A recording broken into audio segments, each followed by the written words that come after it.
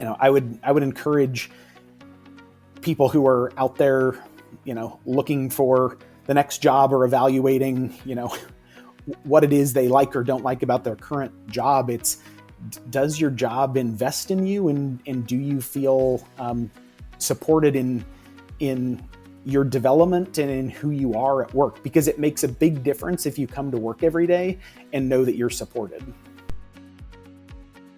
Welcome to the Cultivating Leaders Podcast, where we get inside the minds of leaders to harvest great ideas and lessons that help you grow as a difference maker in food and agriculture. I'm your host and curiosity captain, Nicole Ursig. Today's episode leans into leadership that protects our land, values our people, and makes room for every voice in agriculture. Kirk Maag is a partner at Stoel Rives, a nationally recognized environmental and natural resources attorney. That is not easy to say. And a bridge builder in every sense of the word. From securing water rights and advising on endangered species issues to guiding producers, co-ops, and agribusiness through permitting, compliance, and sustainability regulations, Kirk has built a career working alongside farmers, ranchers, commodity groups, and rural leaders. As a leader who has had to navigate what it means to belong in agriculture, he is helping create a more inclusive, equitable landscape in an industry that hasn't always known what to do with difference. He stands at an intersection not many talk about publicly: tradition and change, personal identity, and professional purpose. Welcome to the pod, Kirk. I gave kind of a very brief overview of you, but what did I miss from your bio? Help us get to know you a bit better. Yeah, I think the big thing, especially as relevant to this podcast, is I'm a farm kid. I grew up 15 miles from a town of 1,500 people on a family farm and feedlot. In my K through 8 school where I started my education, there were fewer than 100 students. There were 9 kids in my 8th grade class. And then went to the big high school 15 miles away, where my graduating class from high school was closer to 70 people. Yep, like rural with a capital R, definitely, where Yes, you grew up absolutely. in Eastern Oregon. Yeah, Eastern Oregon, even in the other time zone. That's the trivia fact that most people don't know. Far Eastern Oregon, Malheur County, part of the county is in the Mountain Time Zone. Yes, it is middle of nowhere, but in a good way. It's beautiful. So Kirk, tell me, what did your career path look like? How did you get to become an environmental and natural resources lawyer, from starting as a farm kid to where you are today? Yeah, I would say that one of the biggest influences in my life, and this is, I think, something that you and I share, Nicole, a connection to 4-H and FFA. I got involved in 4-H from a young age, taking steers to the county fair, and then got involved in FFA, and was involved in the livestock aspects, but probably dove deeper into the leadership aspects of that. So competed in public speaking, competed in parliamentary procedure, the full gamut of career development events and leadership development events that FFA has to offer. And that took me my senior year of high school to deciding to run for a state office, an Oregon FFA state office, and got elected. And in Oregon, we take a gap year. So the year between high school and college, I traveled around the state and really experienced the true diversity of Oregon agriculture, both in terms of the commodities that are grown, but also the people. That took me to, well, if we take one step back, when I was a senior in high school, getting ready to decide where to go to college, I was getting the heck out of Oregon.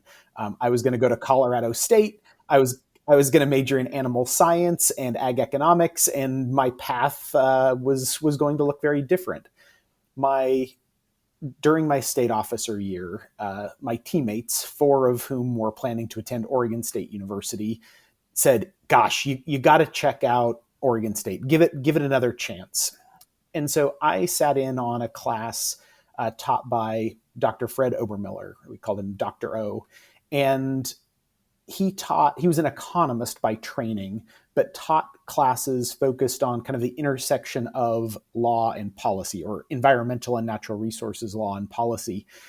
And I sat in on one of his classes. His students were absolutely hooked on the content, and the students were passionate about careers in environmental and natural resources law and policy.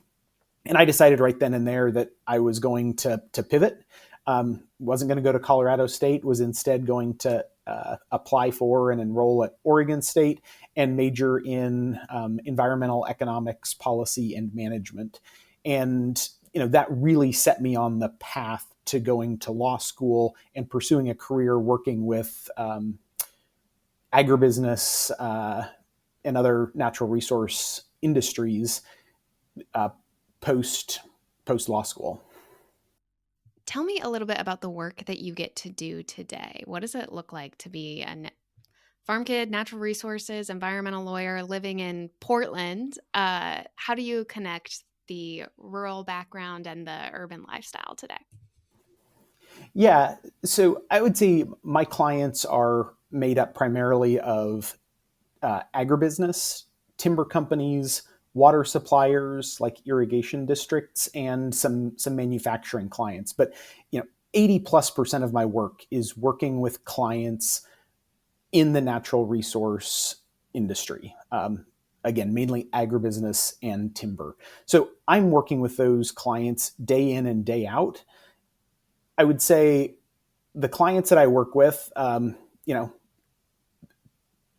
help them accomplish their objectives. But a lot of times, folks in natural resource industries, they don't necessarily want to have to work with a lawyer.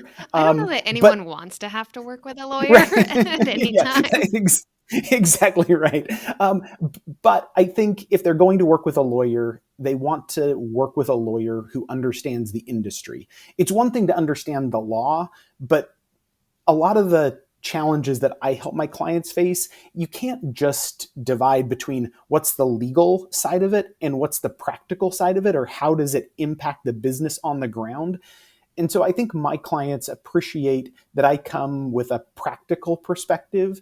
I come with on the ground experience, and I come with an understanding of how these things work in real life, so that my client doesn't have to pay me so that I can learn what it is they're doing. I know some of that from my background, and it just allows for a more authentic relationship where I think there's an opportunity, or there exists this kind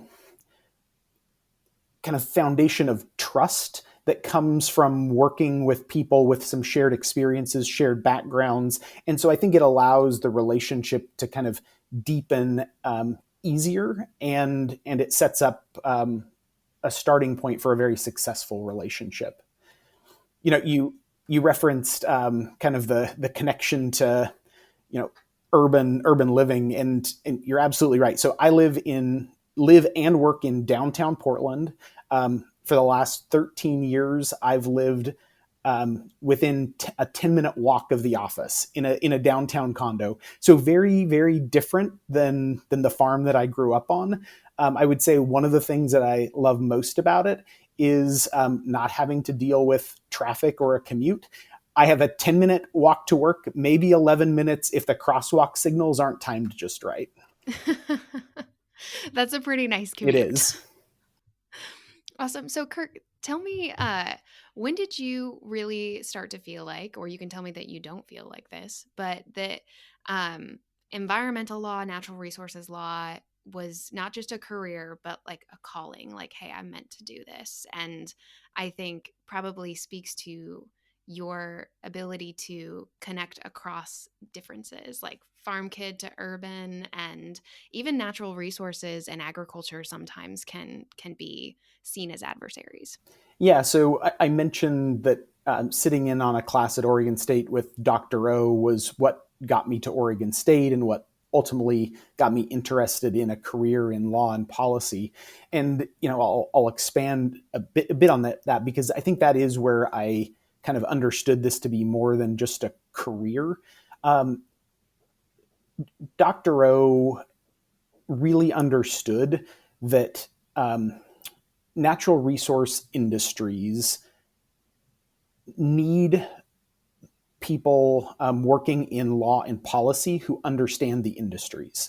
And a lot of times, farmers and ranchers aren't like encouraging their kids to go out and be lawyers and lobbyists. Like those are the two dirty L words. Like that's not what we want our kids to be. We want our kids to be like farmers, ranchers, maybe a doctor, like that'd be nice. But I would say most farm families aren't like gung ho about, ooh, I'm going to send my kid off to be a lawyer or a lobbyist.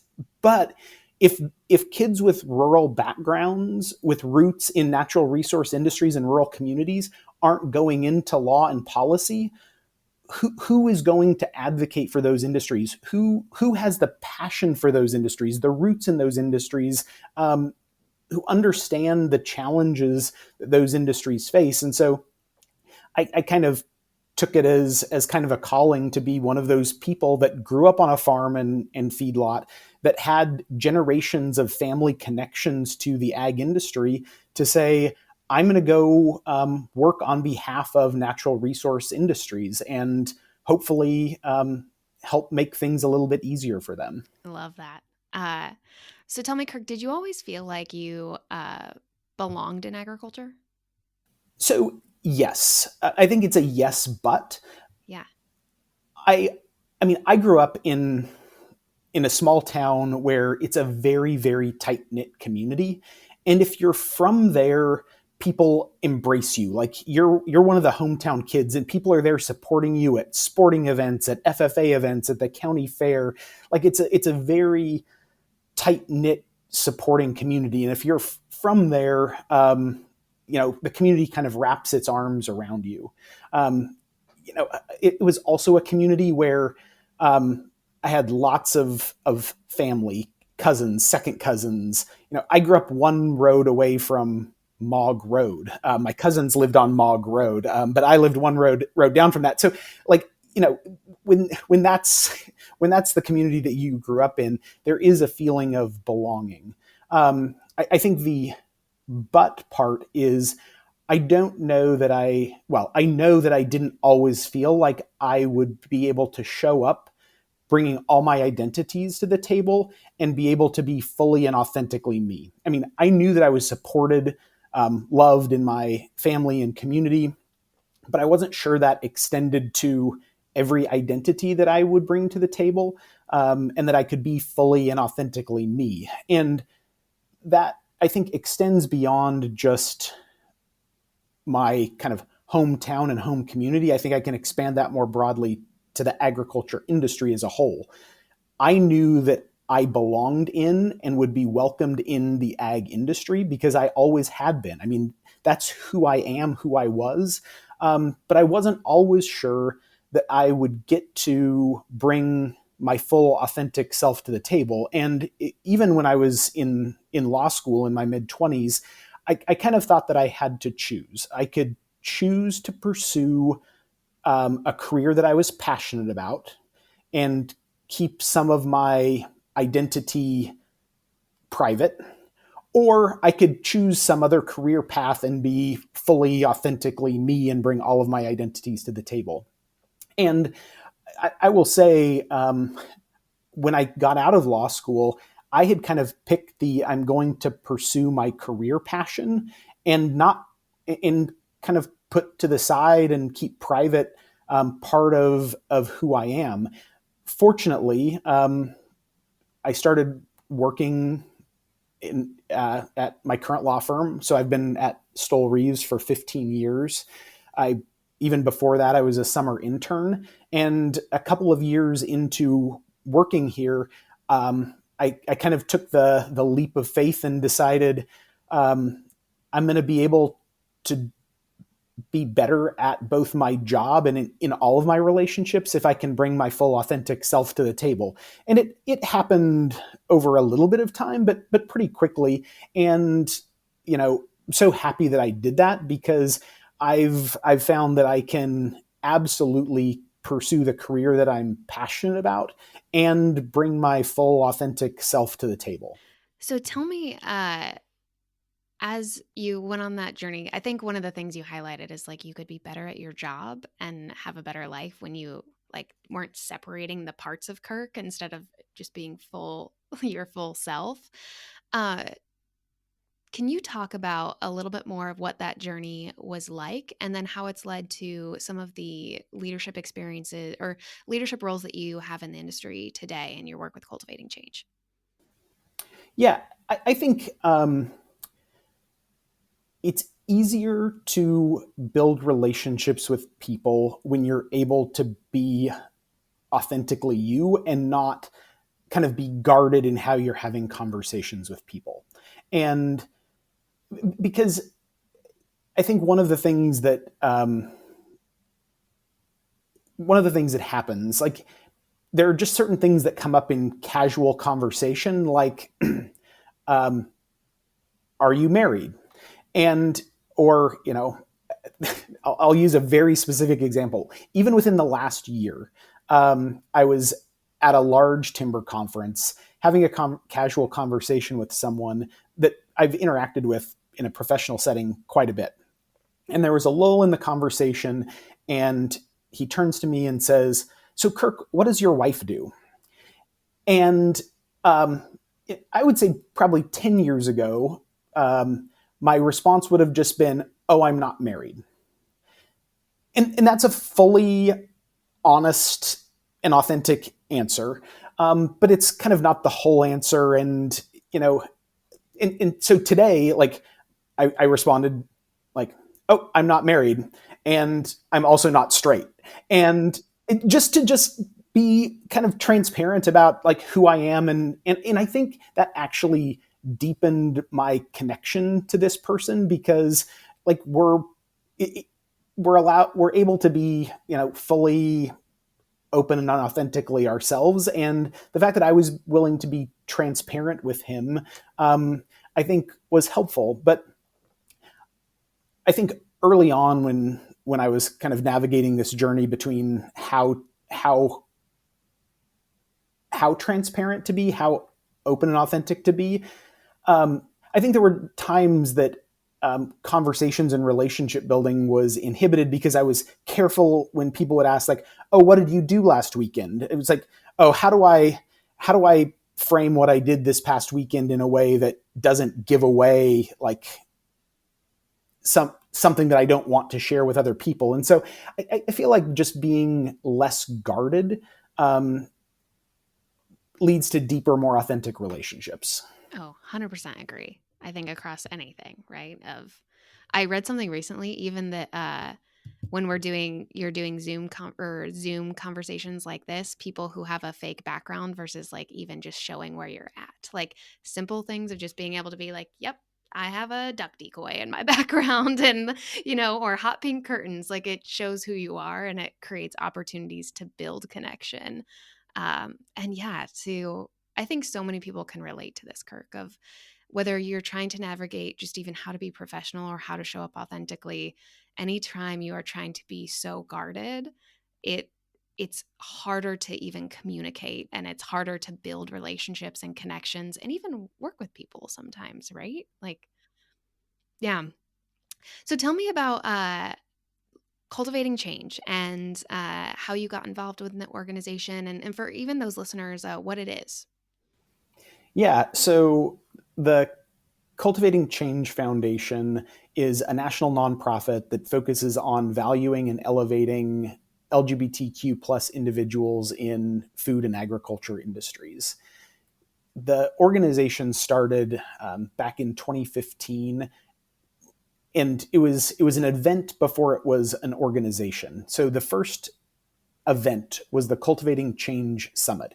It was a gathering of gay men with connections to the ag industry in Atlanta, Georgia, in August of 2015.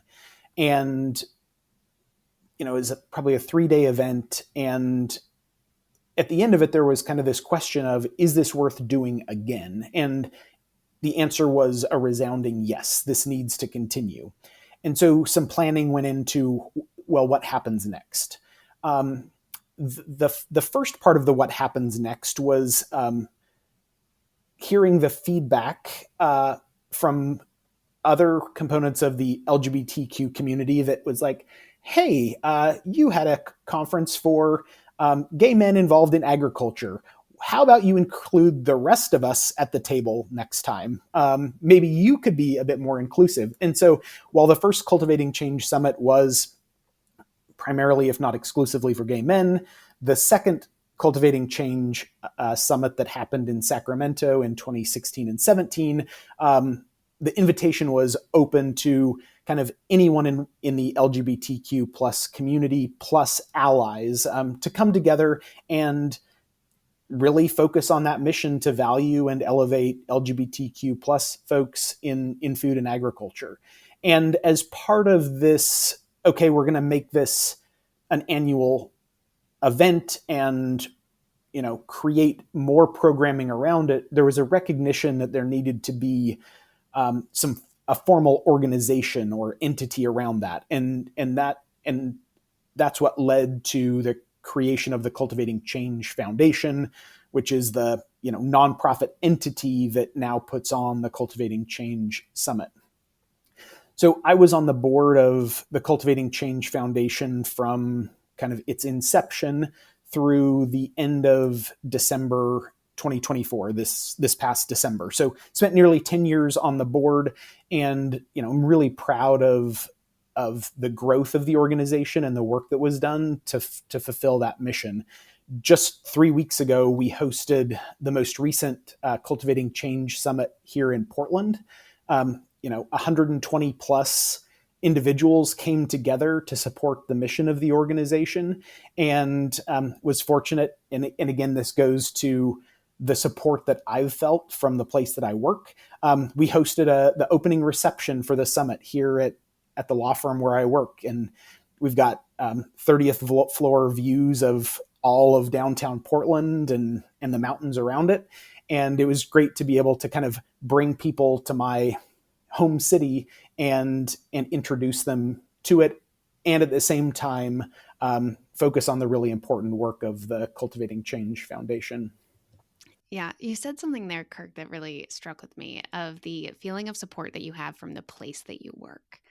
Talk to me about how important that is. And as we think about emerging leaders and finding the right environment for themselves in their career, like how maybe you sound like you've been with Stoel Rives pretty much your entire career, right?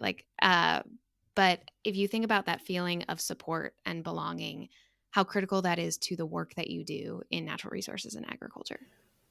So Stoel Rives has been an incredibly supportive place to work. I was not out when I was a summer intern at Stoel Rives. I was not out when the first year or two that I was at the firm.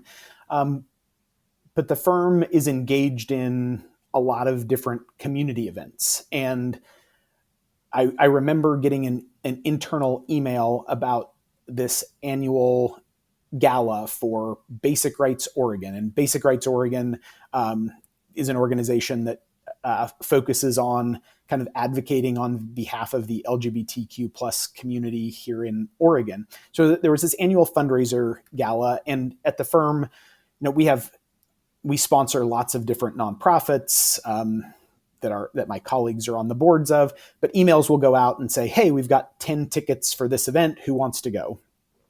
And again, I was not out at the firm at the time, but kind of took this leap and requested 2 tickets to the Basic Rights Oregon Ignite Gala, and took a date to that event. And I remember that was really my kind of coming out at work, or at least the soft launch. And I remember distinctly my date got up to go to the bathroom about halfway through dinner, and the coworker sitting next to me turns and she's like, okay, we're dying to know, are you just here as an ally or is that your date? And it was so welcoming, and it really kind of paved the way for kind of coming out to others at work and recognizing that I had chosen a firm that was very, very open and accepting.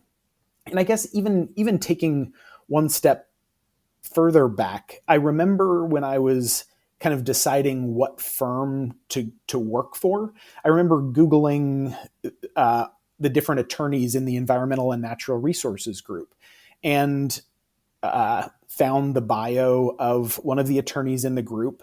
And the bio indicated that she had been involved with LGBTQ plus organizations. And at that time, I still didn't know whether I would be someone who would be out at work, or out at all. I mean, I wasn't out to anyone at the time, but knowing that there was someone who worked at Stoll in the group that I wanted to work in, the Environmental and Natural Resources group, who was involved in the LGBTQ plus community and related organizations, that signaled to me that it was a place that was welcoming and belonging. So, I don't know that I thought that much about it at the time, but it was just one of those factors that weighed into, oh, this is a place where I could be out if I wanted to be. And so my experience just has continued to be one where all of these early signals that I had that Stoel Rives was a very welcoming and inclusive place has proven to be true, time and time again.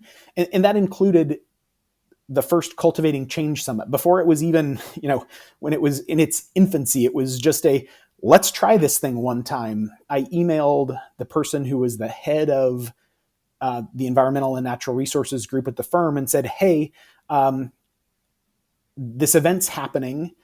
They're looking for sponsors. I think it'd be great if Stoll helped support. And Stoll was probably within the first 3 to 5 sponsors of the first Cultivating Change Summit, because the firm values inclusion and belonging and wants to support people at the firm. And I was probably I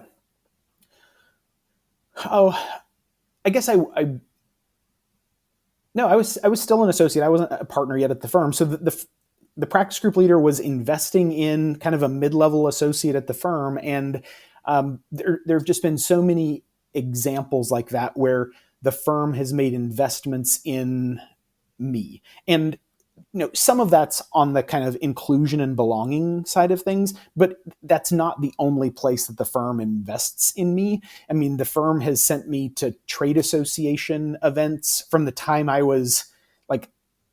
had been at the firm for 3 months, and I went to a water resources trade association event. And lots of times, first year attorneys, they stick you in an office and say, bill hours, do work.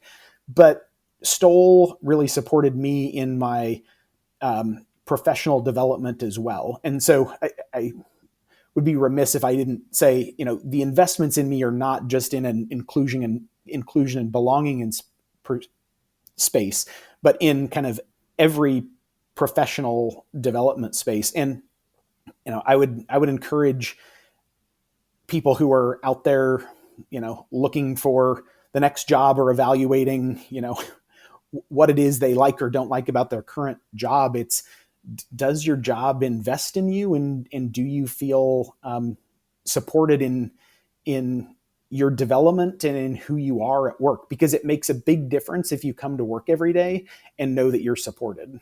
Oh, absolutely. Absolutely. So, Kirk, I'm curious, in the work that your personal journey, but in the work that you've done with Cultivating Change, what would your message be to the next generation of agricultural leaders, the people who will be making these decisions or who are leading teams, about how we can make agriculture better? And I'm just going to say better. Yeah. So I'm going to start with, we hear over and over again that we need more people coming back to careers in agriculture, particularly young people. I mean, we've all seen the statistics about, especially on the production ag side, that the average age of the American farmer keeps going up, up, up, and that's not sustainable. If we want ag to thrive into the future, we have to change that trajectory. We have to get people returning to the industry, and that production agriculture, into every other facet of agribusiness. The way we bring more people to the ag industry is we change the perception, and sometimes it's perception, and I think sometimes it's reality, but there is absolutely, at a minimum, a perception that the ag industry isn't always open to everyone. And I think that we will have more people opt into the ag industry. Kids that grew up in ag or through some experience in 4-H or FFA found this passion for ag. They want to do it, but might have this perception in their mind that agriculture is not for them, or a career in agriculture is not for them. And so whether this idea that the ag industry doesn't embrace difference is perception or reality, people are choosing careers other than ag because of the perception that the industry isn't for them. And so we need to double down on our commitment to changing that perception, because if we have people who are passionate, young people in particular, who are passionate about ag, we do not want them opting out because of a perception that they aren't welcome in the industry. Yeah, absolutely. How do you think we can change that perception? You know, if you think about the people who are listening, there's leaders across food and agriculture that I think can do this in the environments that they are in on an individual basis, or even if you have ideas on more of a macro level. Yeah, I certainly don't have any silver bullets, but I think that I think one way is engaging with organizations. It could be Manners, it could be the Cultivating Change Foundation. Engaging with organizations where young people earlier on in their careers, but who bring different identities to the table than are kind of the majority in the ag industry. If companies, leaders engage with those organizations, I think they will find tips, tricks, strategies that will help them build more inclusive organizations. I also think just building those relationships can be helpful. I think it's also, whether through those organizations or others, just being cognizant of how kind of the language that's used can signal an openness and welcoming to people who are different. And this isn't to be like the word police at all, but the idea that if your first question to, let's say you're, a leader at an ag company and you're at a job fair, or you're at a dinner talking to, college students that are considering what their next career is. If the question is, oh, do you have a girlfriend? That might send some signal about, what the culture is like where you work. And I don't want people to think that, oh, if you say one wrong thing like that, that's the death knell to building a relationship with someone who is who brings a different identity to the table than you. But I think just being aware of how you approach people in conversation can signal an openness or willingness to include and bring in others who might bring different identities to the table. Yeah, it's just, how are you signaling more like warmth and openness, and that, hey, I'm curious about who you are as a person. Yeah. I'm curious, Kirk, what would you say to someone who is working in ag right now, who's questioning if they belong? I guess my experience continues to be a very positive one. When I first started coming out in the ag industry, I expected. I think I was still optimistic, but I expected there to be more uncomfortable conversations than there have been. I expected there to be more people who were not open to, embracing, accepting me for who I am.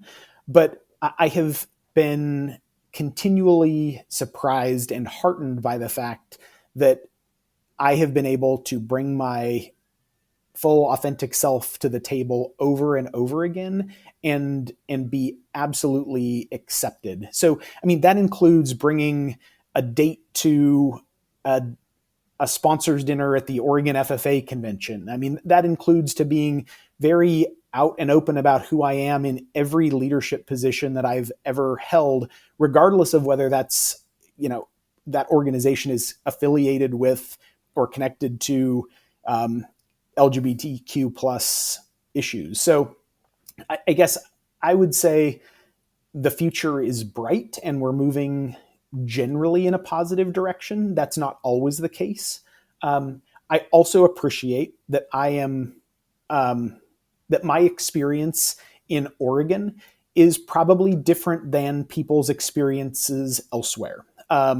So, I can't say that every interaction that everyone has is going to be as positive as the one I have had. But I do think that there are organizations out there like the Cultivating Change Foundation, like Manners, other organizations out there where people can find community that both embraces and celebrates their differences, but also brings an ag connection. So maybe in your hometown, there isn't that community of folks that share similar identities, but I think there are opportunities to find those communities and connections in a way that I think will help people feel more optimistic about the future. What I love hearing you tell your story, Kirk, and this is an observation, so you can correct me if I'm wrong. It sounds like part of your positive experience has been because you were looking for the positive pieces and the opportunities and the, like, here is where I do belong, looking for things that allowed you to live into your full self. And as someone who, for a variety of reasons, like I've had experiences where I've sat at tables in agriculture that I felt like I did not belong, and people who have made me feel that way. But when I hear it from your story, thinking about looking at it with a positive lens versus what the potential downside could be, I think that puts the power in the control of the person who is maybe feeling that way to how you can shift and change and find where you do belong in ag. Yeah, and I think the other thing for me is I don't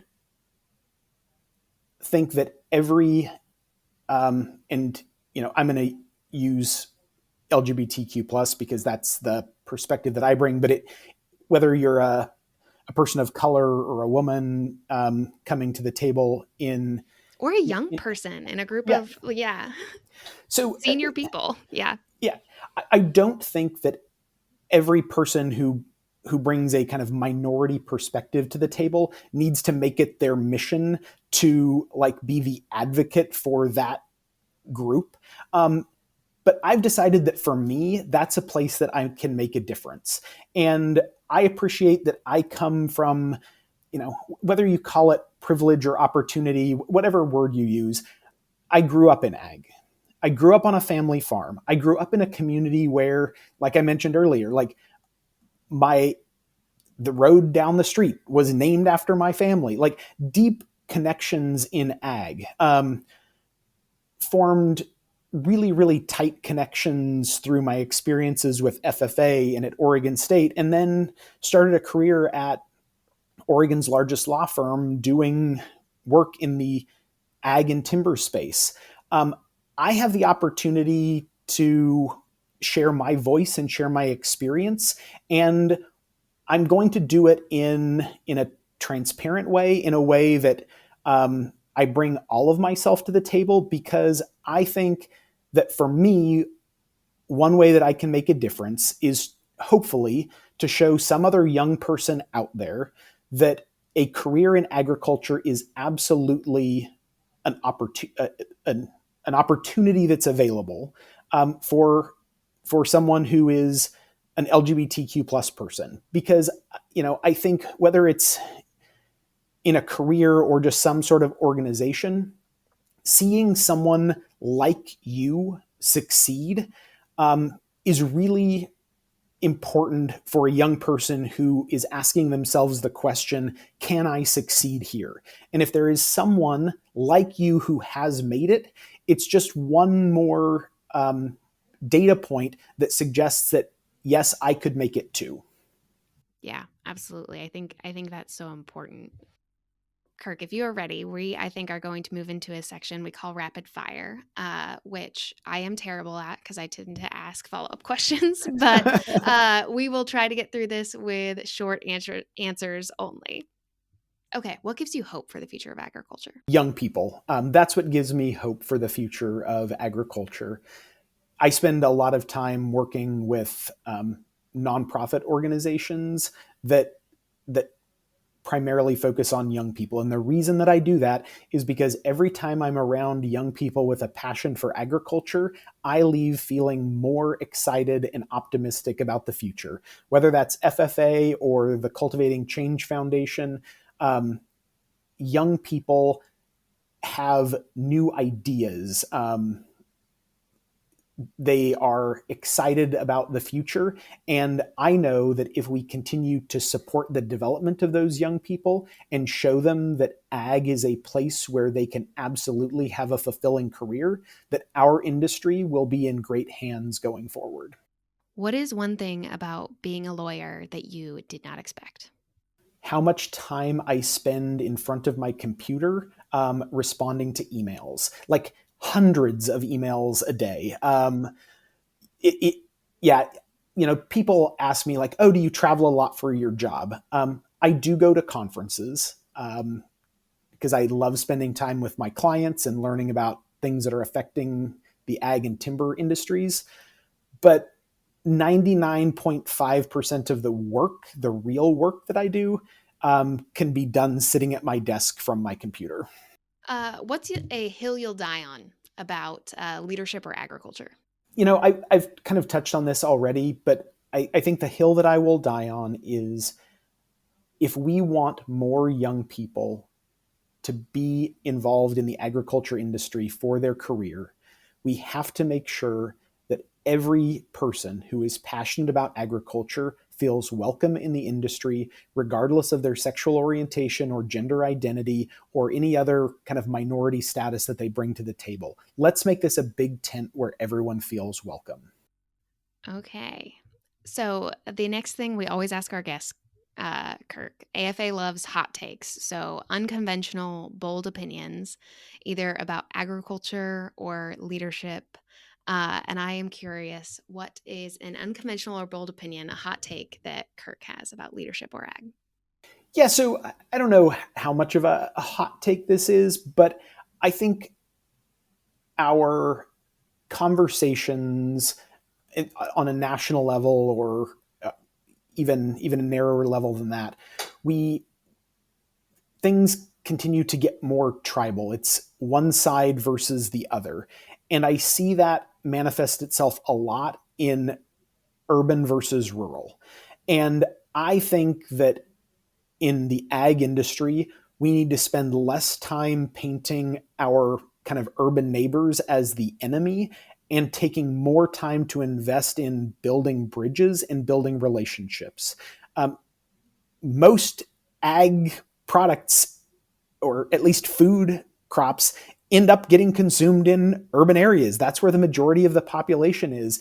And instead of kind of retreating to my side versus the other side, or, I just don't like going to the city, we need to be building more of those bridges and developing those relationships, because I think our urban neighbors will support ag more when they understand ag, and particularly the people in ag more. I mean, we've seen a lot in terms of the kind of local food movement, which I think is very good in certain respects for American agriculture. That isn't to say, and maybe another kind of component of this hot take is I hate it when one segment of the ag industry goes after another segment of the ag industry, that it has to be, local versus mass produced or conventional versus organic. Like,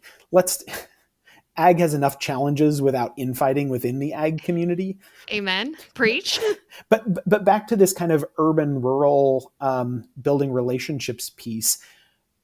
As people better understand where their food comes from, I think they will be more supportive of policies that benefit the ag industry, because there are a lot of misperceptions out there. And if we keep the walls up, if we keep this trench between urban and rural growing, we aren't going to have the support we need from the population centers when it comes to voting, electing people, developing policy that we need to support a thriving ag industry now and into the future. Great hot take. If I had to sum it up, it's that we need urban America as much as they need us. Absolutely. And remembering that, so important. And I love the, we have enough problems to deal with without fighting each other. Yes. For sure. Well, Kirk, thank you so much for your time today. It's been wonderful to chat with you. AFA is all about building relationships, building connections, building bridges. Where can people connect with you? People can find me on LinkedIn. Fortunately, my name is fairly unique. So if you Google me, you can find me. And people can always reach out via email. Kirk, Kirk, .Maag, MAAG, @Stoll, STOEL.com. Thank you so much, Kirk. Well, thank you for the time today and for sharing your story. It's been an enjoyable conversation for me and fun to catch up with you. And I appreciate, I know that I got something out of this, and I'm sure our listeners have as well. Thanks for listening to the Cultivating Leaders Podcast, brought to you by Agriculture Future of America. If you've been here before, you know we value feedback as a gift. Please leave us a review and let us know how we're doing.